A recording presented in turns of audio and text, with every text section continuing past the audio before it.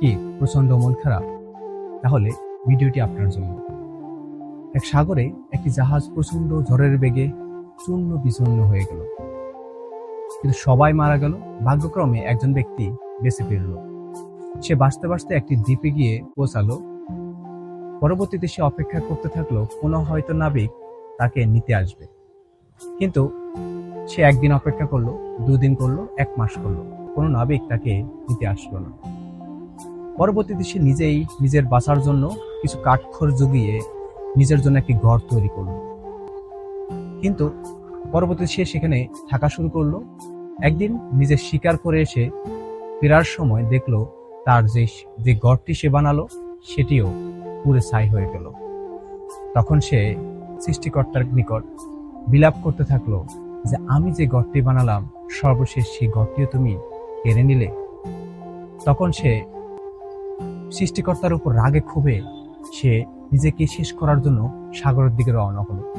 সাগর পাড়ে গিয়ে দেখে যে তার জন্য একজন নাবিক একটি জাহাজ নিয়ে তাকে নেওয়ার জন্য আসতেছে।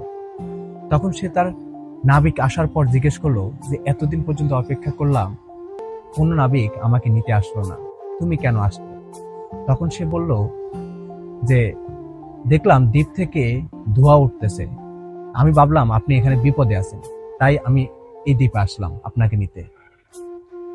আসলে এখানে মোরাল অফ দ্য স্টোরি হচ্ছে যে আমরা হয়তো মনে করি যে আল্লাহর যে সিদ্ধান্ত, এই সিদ্ধান্তটি আমার জন্য পারফেক্ট ছিল না, কিন্তু আমাদের জীবনে আমরা এই পারফেক্ট না ভেবে আমরা অনেক সময় বিভিন্ন সময় হতাশাগ্রস্ত হয়ে যাই।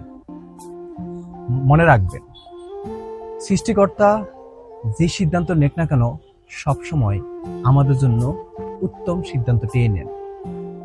যেমন এই ব্যক্তির যদি হয়তো তিনি মনে করেছিলেন যে তার জন্য এটি একটি খারাপ, তার ঘরটি শেষ পর্যন্ত কেড়ে নিলেন, কিন্তু দিন শেষে দেখা গেল সেই সৃষ্টিকর্তাই তার এই ঘর পুরানোর মাধ্যমে তাকে এই দ্বীপ থেকে উদ্ধার করলো।